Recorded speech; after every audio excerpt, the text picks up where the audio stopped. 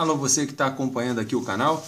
Então, eu vou fazer aqui, nós estamos na mais uma videoaula de número 3, tá? Nessa série que eu estou trabalhando aqui no canal, o EP12, né? O exercício programado de número 12 da matéria pré-cálculo do CEDERJ, tá? E o nosso assunto é a função potência de expoente racional e quais são os objetivos dessa videoaula especificamente, tá ok, pessoal? Vai se detalhar o caso particular que eu havia falado na videoaula anterior. Vamos verificar o que ocorre, né, com essa função potência de expoente racional quando eu tiver expoente n inteiro positivo ou nulo e expoente n inteiro negativo, tá ok? Então, vamos começar os nossos trabalhos. Vamos então aqui, vamos detalhar o nosso caso particular, né? Qual é o nosso caso particular? O nosso caso particular é quando a gente tem o expoente n, ele pertence ao conjunto dos números inteiros, né? Então, vamos lá. Se eu tivesse, né, vamos supor, eu vou trabalhar aqui os dois casos.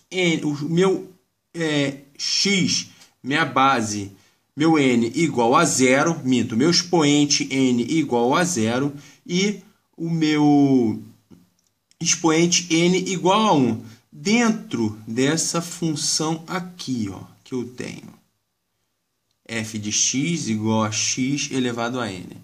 Vamos dizer que eu queira pegar o valor 1 para x, ou seja, eu vou fazer o meu f de 1. O que vai ocorrer com isso aqui, né? O meu f de 1 ocorre que eu vou ter assim, ó, f de 1 é igual a 1. Vou escolher aqui, ó, elevado a zero, ou seja, o meu n for zero. 1 elevado a zero dá 1. Então, aqui, ó, eu tenho o seguinte para ordenado. 1 para x e 1 para y. Beleza? Até aqui tudo bem, né? Nada de diferente. Só fiz o f de 1 nessa função e escolhi o expoente como sendo zero. Agora eu vou fazer o mesmo f de 1, né, com o meu expoente, vamos lá, 1 elevado a 1, que é igual a 1. Ou seja, eu tenho 1. Quando eu fizer f de 1 com n igual a 1, eu tenho a seguinte função, né? Na verdade, vou ter a seguinte função. Eu vou ter f de x, x elevado a 1, que é igual a x. Ou seja, o meu f de x é igual ao próprio x. Ou seja, isso aqui sendo f de x, eu posso chamar de y, eu tenho que y é igual a x. No gráfico, como que isso aqui ficaria no gráfico, tá, pessoal? O gráfico ele ficaria da seguinte forma, né? Bissetriz. O gráfico ele seria uma bissetriz que corta os quadrantes ímpares, ou seja, o primeiro e o terceiro quadrante. Tanto é que quando eu colocar 1, eu tenho 1 para x, eu tenho 1 também para y, tá?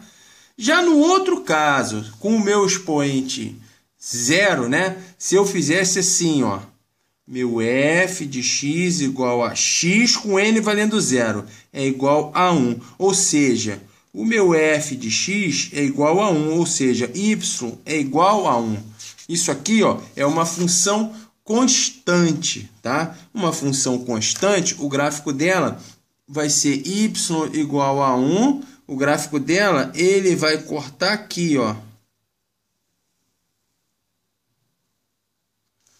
o 1, tá? Aí repara uma coisa, né?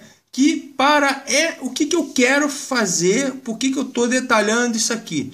O que eu quero com isso? Eu quero só apenas, né? Isso aqui está lá no livro do CEDERJ, e o que a gente quer com isso aqui? Apenas provar que esse ponto 1 e 1, ele pertence a essa função f de x elevado a n, tanto quanto o n vale 0, nesse caso aqui, quanto o valor do meu n for igual a 1.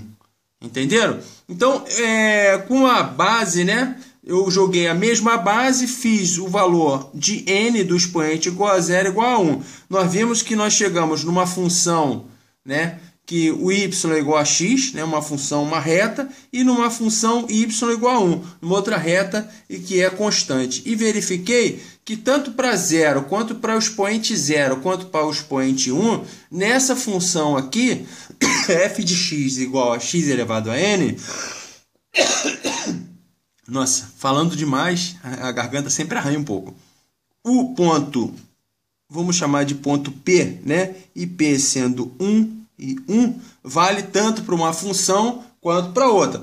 Olha bem, quando eu jogo o n valendo 0, eu tenho uma função, eu tenho essa função aqui, ó, f de x igual a 1, e quando o n valendo 1, eu tenho f de x igual a x, ou seja, y igual a x, tá? Isso aqui que no livro do CEDERJ quer dizer, tá? Beleza? Então, entendido esse conceito, nós vamos virar nossa folha, vamos tirar essa folha aqui e vamos entender um outro conceito, tá? Que é o que acontece? Nós vamos fazer um estudo, né?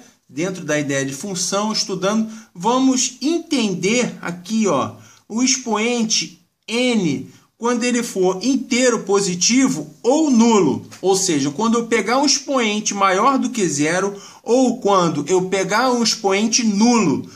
Que isso vai influenciar o que esse n maior ou igual a 0, né? Ou quando eu tiver ainda o n menor do que 0, que influência isso vai ter na minha base? Você sabe me responder? Vamos pensar.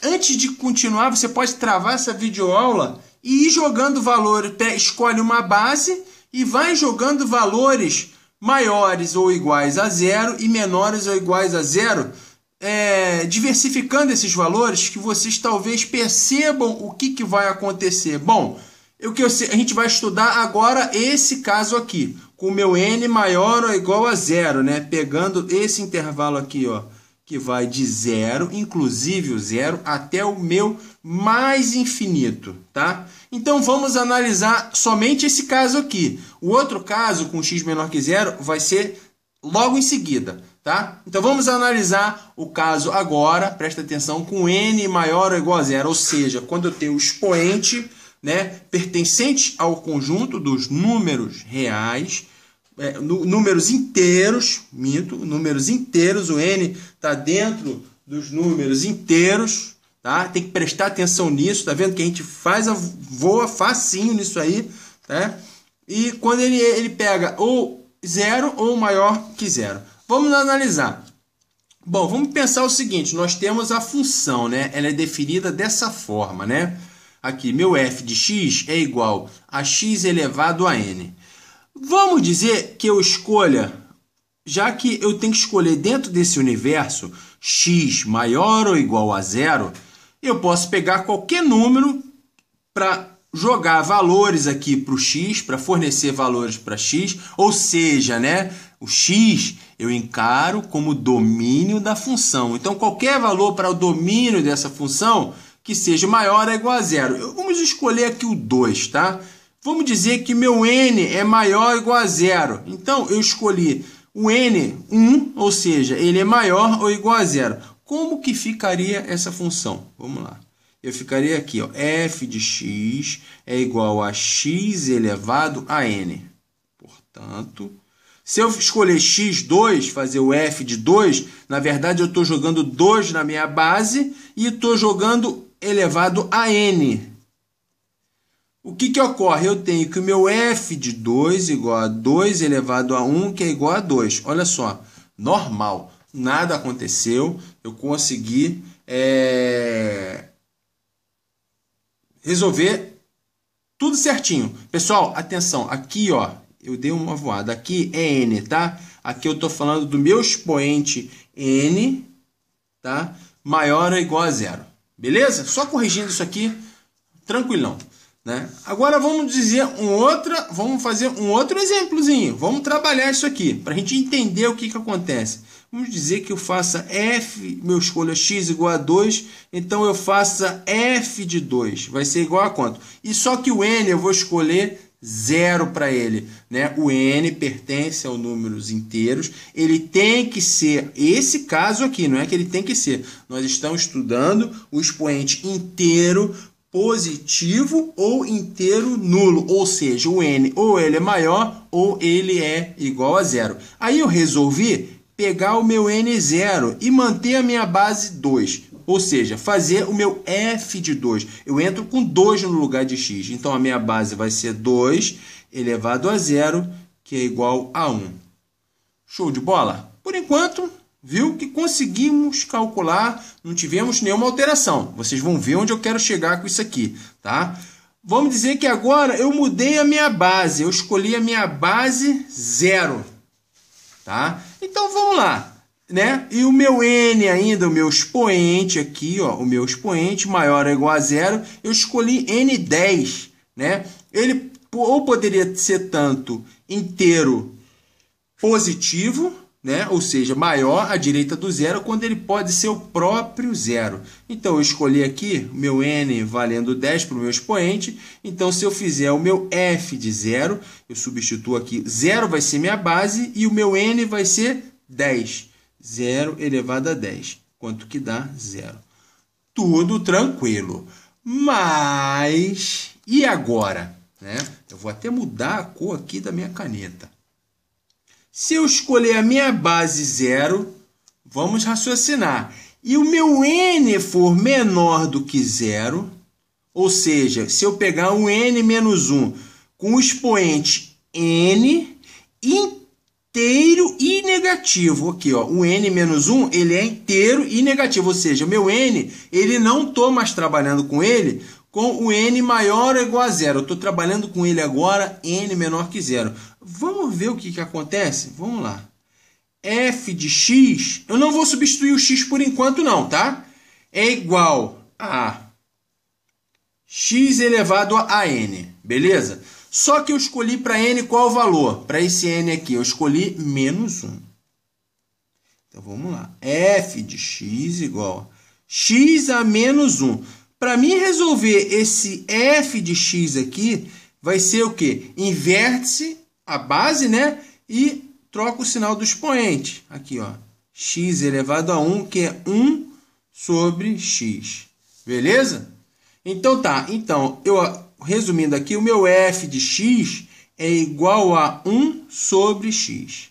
Ótimo. Até aqui, tudo tranquilo. Mas lembram que eu peguei o 0 no domínio? Então, eu vou jogar 0 aqui no lugar de x. O que vai acontecer? Fazer o f de 0 dessa função vai ser igual a 0, né?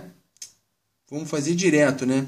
Se eu tenho, pera aí, pessoal, olha só, se eu tenho f de x igual a 1 sobre x, que foi oriundo, né, desse meu expoente negativo, se eu for fazer o meu f de 0, eu tenho 1 sobre 0. Isso aqui, ó, isso aqui não existe, isso aqui dá uma indeterminação.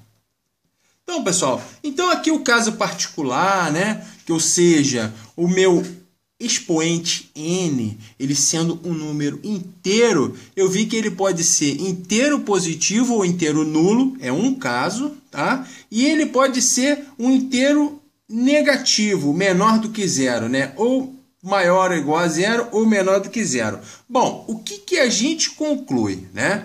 Quando eu tiver um n pertencente aos inteiros e esse meu n for maior que igual a 0, a base não há nenhuma o quê? Restrição. Eu posso ter qualquer base, que a minha base não vai haver nenhuma restrição. Porém, se o meu expoente n pertencente ao conjunto dos números inteiros for um número menor que 0, ou seja, um número inteiro negativo, a base é restrita.